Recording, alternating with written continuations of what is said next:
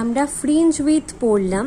Fringe উইথের পরে যেটা পড়ছি সেটা হচ্ছে ঝালরের কৌণিক বেদ বা অ্যাঙ্গুলার ফ্রিঞ্জ উইথ। এনতম ঝালরের কৌণিক অবস্থান থিটা এন বলা হয়েছে। এবার ছবিটা দেখি কৌণিক অবস্থান কথাটার মানে কি। এটা হচ্ছে আমার পি পয়েন্ট, যেটা সেন্ট্রাল পয়েন্ট থেকে এক্স ডিস্টেন্সে রয়েছে। এবার পি পয়েন্টে এনতম আমার ফ্রিঞ্জ তৈরি হয়েছে। সেই ফ্রিঞ্জটা ব্রাইট হতে পারে, ডার্ক হতে পারে, সেটা পরের কথা। আমি জাস্ট বলছি যে আমার পি পয়েন্টে এনএথ ফ্রিঞ্জ তৈরি হয়েছে, তাহলে আমি তখন আমার বোঝার সুবিধের জন্য সিপি এই ডিস্টেন্সটাকে এক্স এন বলছি। এবার পি পয়েন্টটা ওতে একটা অ্যাঙ্গেল তৈরি করছে, সেই অ্যাঙ্গেলটাকে আমি বলছি থিটা এন। এই অ্যাঙ্গেলটাকে বলছি থিটা এন। এবার কেন আমি এই পয়েন্টটা ধরলাম, যেহেতু আমার ইন্টারফারেন্সের যে কন্ডিশন, সেই কন্ডিশন অনুযায়ী আমার স্লিট দুটো ভীষণ কাছাকাছি অবস্থিত, এই ডিটার ভ্যালু ভীষণ ছোট, সেজন্য আমরা এটার মিড পয়েন্টে অ্যাঙ্গেলটা ধরছি থিটা এন। এবার থিটা এনের ভ্যালুও খুব কম হবে, কারণ আমাদের যে কন্ডিশনগুলো ধরা হয়েছে সেই কন্ডিশন অনুযায়ী আমার ক্যাপিটাল ডি স্মল ডির থেকে অনেক বড়, তাহলে সেক্ষেত্রে থিটা এনের ভ্যালুটা যথেষ্ট ছোট হবে। এবং থিটা এনের ভ্যালু যত ছোট হবে তত আমি ট্যান থিটা এনকে থিটা এনের সমান ধরতে পারবো। তো ট্যান থিটা এন হচ্ছে আমার এইটা, এই লম্ব বাই ভূমি, তার মানে x n by capital D, এটা ক্যাপিটাল ডি। তাহলে আমি ট্যান থিটা এনকে x n by capital D লিখছি। যেহেতু থিটা এন ছোট তাই ট্যান থিটা এনও ছোট, তাই থিটা এনকে ডাইরেক্টলি আমি এক্স এন বাই ডি বসিয়ে দিতে পারছি। এখানে অনেকগুলো অ্যাপ্রক্সিমেশন কিন্তু কাজ করছে। তাহলে থিটা এন হলো আমার এক্স এন বাই ডি, ঠিক আছে। এবার এক্স এন একটু আগে বার করেছি ফ্রিঞ্জ উইথ, সেটা capital D small n lambda by 2 small d, সেটা বসালাম, সেটা বাই ক্যাপিটাল ডি হলো। তাহলে ক্যাপিটাল ডি কেটে গিয়ে পড়ে রইল n lambda by 2 small d. এবার এন প্লাস ওয়ান তম ঝালরের ক্ষেত্রে আমি থিটা এন প্লাস ওয়ানটা বার করলাম। তাহলে এখানেই কোথাও পি এর পরে একটা এন প্লাস ওয়ানতম ঝালর আছে, ঠিক আছে। সেই এন প্লাস ওয়ানতম ঝালরটা যাই হোক, সেটা ব্রাইট হোক ডার্ক হোক আমার দেখার দরকার নেই, একটা কোনো ঠিক এর পরের ঝালরটার কথা আমি চিন্তা করলাম। সেই ঝালরটা এই ও পয়েন্টে থিটা এন প্লাস ওয়ান কোণ তৈরি করলো। তাহলে থিটা এন প্লাস ওয়ানটা তাহলে কী হবে, এই একই ফর্মুলাতে এন এর জায়গায় এন প্লাস ওয়ান বসাবো। বসিয়ে এবার কৌণিক বেদ, পরপর দুটি ঝালরের মধ্যে কৌণিক অবস্থানের ব্যবধানটাই কৌণিক বেদ হবে। তার মানে এই পি পয়েন্টে যে ঝালরটা তৈরি হয়েছে সে তো তার পরবর্তী ঝালর অবধি বিস্তৃত। তাহলে এন প্লাস ওয়ানতম ঝালরের কৌণিক বেদ থেকে যদি আমি এনতম ঝালরের কৌণিক বেদ বাদ দিয়ে দিই, তাহলে আমি এই পি পয়েন্টে যে ঝালরটা তৈরি হয়েছে তার কৌণিক বেদটা পাবো। সরি, আমি এখানে একটা ওয়ার্ড ভুল বললাম, আরেকবার সেজন্য বলছি। পি পয়েন্টে যে এনতম ঝালর তৈরি হয়েছে তার কৌণিক অবস্থানটাকে যদি আমি তার পরবর্তী ঝালর অর্থাৎ এন প্লাস ওয়ানতম ঝালরের কৌণিক অবস্থান থেকে বাদ দিই, তাহলে আমি পি পয়েন্টে তৈরি হওয়া ঝালরটার কৌণিক বেদ পাবো। আমি আগের বারের কথায় সবকটাকেই কৌণিক বেদ বলে ফেলেছিলাম, তা নয়। এনতম ঝালরের কৌণিক অবস্থানকে আমি এন পরবর্তী ঝালরের কৌণিক অবস্থান থেকে মাইনাস করব। তাহলে এখানে এরকম আরেকটা লাইন হবে এন প্লাস ওয়ানের জন্য। তাহলে এই যে গ্যাপটা, সেই গ্যাপটা মানে এখানে এরকমভাবে আরেকটা লাইন এন প্লাস ওয়ানতমর জন্য হবে।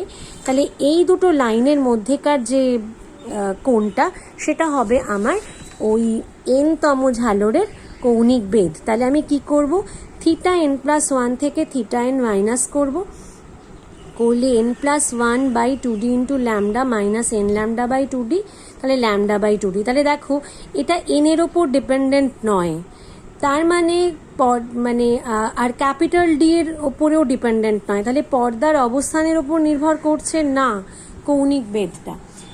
আমার এমনি ফ্রিঞ্জ উইথ কিন্তু পর্দার ওপর নির্ভর, এমনি ফ্রিঞ্জ উইথের এক্সপ্রেশনটা হচ্ছে আমার এইটা, সেটা কিন্তু আমার এই যে এটা y=d(λ/2d), সেটা কিন্তু আমার পর্দার অবস্থানের উপর নির্ভর করছিল। কিন্তু এখানে দেখতে পাচ্ছি কৌণিক বেধ যেহেতু, এটা যেহেতু কোণটার মান, সেজন্য সেটা পর্দার অবস্থানের ওপর নির্ভর করবে না, 1 নম্বর। 2 নম্বর হচ্ছে এনের ওপরেও নির্ভর করবে না, তার মানে সবারই কৌণিক বেধ আমার সমান হবে। আচ্ছা, সুসংগত উৎস দুটির মধ্যে দূরত্ব বাড়ালে কৌণিক বেধ কমবে। ডি যদি বাড়ে তাহলে কৌণিক বেধ কমবে, ডি যদি কমে তাহলে কৌণিক বেধ বাড়বে। আর সমগ্র পরীক্ষা ব্যবস্থাটাকে যদি মিউ প্রতিসরাঙ্কের কোনো তরলে নিমজ্জিত করা হয় তাহলে কৌণিক বেধ কমবে। তার কারণ হচ্ছে ল্যামডা তরলে ল্যামডা বায়ুর থেকে কমে যাচ্ছে। বায়ুতে যে তরঙ্গ দৈর্ঘ্য অবভিয়াসলি সেটা যখন জল বা যে কোনো তরলে প্রবেশ করছে তখন সেটা কমে যাচ্ছে। তার ফলে এখানেও যদি পুরো পরীক্ষা ব্যবস্থাটা আমি একটা কোনো তরলে নিমজ্জিত করে করি তাহলে তরলের প্রতিসরাঙ্কের ওপর নির্ভর করে এই কৌণিক বেধটাও কমে যাবে। তাহলে এখানে আমরা যে বিষয়গুলো পড়লাম সেটা হলো যে আমার এরকম একটা সোর্স আছে, এখানে একটা মানে ডাবল স্লিট রয়েছে, দুটো উৎস রয়েছে। দুটো উৎসের জন্য তার সামনে একটা পর্দা রাখা রয়েছে, পর্দা ইন্টারফারেন্স প্যাটার্ন তৈরি হবে। দুটো উৎস থেকে সমদূরবর্তী যে পয়েন্ট সেখানে আমার সেন্ট্রাল একটা উজ্জ্বল বিন্দু তৈরি হবে। সেখান থেকে এক্স দূরত্বে আমার পাথ ডিফারেন্সের ওপর নির্ভর করে হয় উজ্জ্বল পট্টি নয় অন্ধকার পট্টি তৈরি হবে। উজ্জ্বল পট্টি হবার শর্ত আমরা জানি, উজ্জ্বল পট্টি হবার শর্ত হচ্ছে পথ পার্থক্যটা λ/2 এর যুগ্ম গুণিতক হতে হয়, আর অন্ধকার পট্টি হওয়ার শর্ত হচ্ছে যে পথ পার্থক্যটাকে λ/2 এর অযুগ্ম গুণিতক হতে হয়। সেইভাবে আমি এখানে উজ্জ্বল পট্টি পাওয়ার জন্য একটা শর্ত ব্যবহার করতে পারি, আবার অন্ধকার পট্টি পাওয়ার জন্য একটা শর্ত ব্যবহার করতে পারি।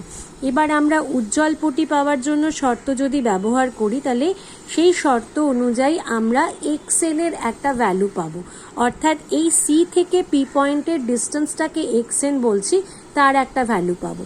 এবার আমরা সেই ভ্যালুটা পেয়ে আমরা সেই ভ্যালুতে এন এর জায়গায় n+1 বসাবো, যাতে আমরা n+1তম পটির অবস্থানটা জানতে পারি। এবার দুটো অবস্থানকে যখন n+1 অবস্থান থেকে যখন n+1তম পটির অবস্থান থেকে যখন আমরা nতম পটির অবস্থানকে মাইনাস করছি, তখন ওই পি পয়েন্টে যে পটিটা তৈরি হয়েছে সেটা অন্ধকার হোক বা উজ্জ্বল হোক তার বেধটা আমরা পাচ্ছি। একইভাবে এখানে অন্ধকার পটি তৈরির শর্ত লাগিয়েও আমরা একই আমরা একটা এক্সপ্রেশন পাই। সেই এক্সপ্রেশনেও আবার আমরা n+1তমটা বসিয়ে দিয়ে তার থেকে অবস্থান থেকে n+1তম পটির অবস্থান থেকে nতম পটির অবস্থান মাইনাস করে আবার আমরা ঝালোর প্রস্থটা পাই। তাহলে এটা হলো ঝালোর প্রস্থ, যেটা আমার পর্দায় তৈরি হচ্ছে। সেই ঝালোর প্রস্থ পর্দার অবস্থানের উপর নির্ভরশীল, অবশ্য করেই এই দুটো স্লিটের ডিস্টেন্সের উপর নির্ভরশীল, এবং অবশ্যই আমার যে তরঙ্গ দিয়ে আমি ইন্টারফারেন্স প্যাটার্ন করছি তার তরঙ্গ দৈর্ঘ্যের উপর নির্ভরশীল। পরবর্তী ক্ষেত্রে আমরা যেটা করছি সেটা হচ্ছে কৌণিক বেধ। সেটা হচ্ছে এই পি অবস্থানে যে ফ্রিঞ্জ তৈরি হলো তার কৌণিক অবস্থান বার করলাম দুটো স্লিটের মধ্যবিন্দুতে। তারপর n+1তম স্থানে আর একটা ফ্রিঞ্জ আছে ধরে নিয়ে তার কৌণিক অবস্থান বার করলাম। এবার দুটোর কৌণিক অবস্থানকে মাইনাস করলে আমরা এই কোণটা পাবো, এটা হবে একটা ফ্রিঞ্জের কৌণিক বেধ। তাহলে এইগুলো আমাদের পরীক্ষায় প্রশ্ন হিসেবে থাকে এবং অঙ্কেও থাকে। এর সঙ্গে আর একটা বিষয় রয়েছে এখানে বইতে, সেটা একবারে একটু বলে দিচ্ছি। ব্যতিচার ঝালরের আকৃতি বা শেপ অফ ইন্টারফারেন্স ফ্রিঞ্জেস কি বলা হয়েছে এখানে দেখো। ছিদ্র এবং পর্দার মধ্যে দূরত্ব মানে ক্যাপিটাল ডি যদি ছিদ্র দুটির মধ্যেকার দূরত্ব মানে আমরা ওটাকে 2D ধরেছিলাম তার তুলনায় কম হয় তাহলে পর্দায় পরাবৃত্তাকার বা হাইপারবোলিক ঝালর ঘটিত হবে, যেটা এখানে ছবি দেখিয়েছে। এটা হচ্ছে 6.14 এর ছবি। পর্দার তলটিকে খাতার তল এবং পর্দায় গঠিত ঝালরটিকে ছিদ্রের দিক থেকে দেখানো হচ্ছে বলে ধরে নেওয়া হয়েছে। মানে এই পর্দার তলটাই খাতায় রয়েছে এবং সামনে ছিদ্র রয়েছে।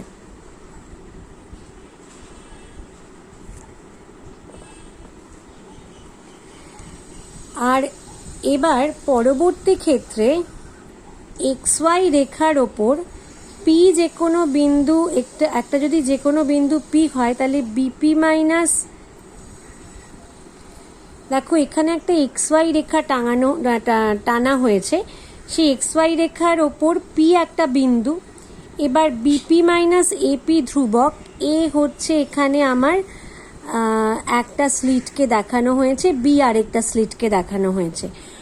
তাহলে এবার এই পি একটা বিন্দু নেওয়া হলো, সেই বিন্দুটা বিপি মাইনাস এপি ধ্রুবক হবে সেই বিন্দুটার জন্য, যা পি বিন্দুর সঞ্চারপথ অর্থাৎ পরাবৃত্তকে নির্দেশ করে। এটা তো তোমরা হাইপারবোলা নিশ্চয়ই পড়েছো, তাতে হাইপারবোলার বা পরাবৃত্তের যে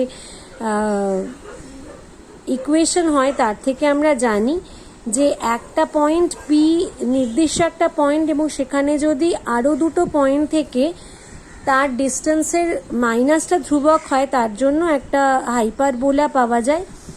এবং ছিদ্র এ ও বি হলো ওই পরাবৃত্তের নাভি বা ফোকাস। ব্যতিক্রম হচ্ছে কেন্দ্রীয় উজ্জ্বল ঝালর এম এন, মাঝখানের যেটা ব্রাইট লাইট সেটাকে এম এন বলা হচ্ছে, সেটা সরল রৈখিক হবে। আবার ছিদ্র কারণ মাঝখানেরটার জন্য দুটোর ডিস্টেন্সটা সেম, মানে বিপি আর এপি সেম হয়, সেজন্য ওটা স্ট্রেট লাইন হচ্ছে। আর ছিদ্র পর্দার মধ্যে দূরত্ব যদি ছিদ্র দুটির মধ্যেকার দূরত্বের তুলনায় খুব বেশি হয় তাহলে পর্দায় গঠিত ঝালরগুলি কেন্দ্রীয় উজ্জ্বল ঝালরের সঙ্গে প্রায় সমান্তরাল সরল রৈখিক হয়। এটা হয় যখন ক্যাপিটাল ডি স্মল ডি থেকে অনেক বড় হয় তখন। তাহলে এটা আমাদের মোটামুটি একটু জেনে রাখা দরকার। আর একটা বিষয় রয়েছে, এ আর বি উৎস দুটোর সামনে পর্দা যে কোনো জায়গাতেই রাখা হোক না কেন আমরা ইন্টারফারেন্স প্যাটার্ন দেখতে পাবো। এই ইন্টারফারেন্স প্যাটার্নটা কোনো একটা নির্দিষ্ট জায়গায় লোকালাইজ থাকে না, সেজন্য এটাকে নন লোকালাইজড ফ্রিঞ্জেস বলা হয়।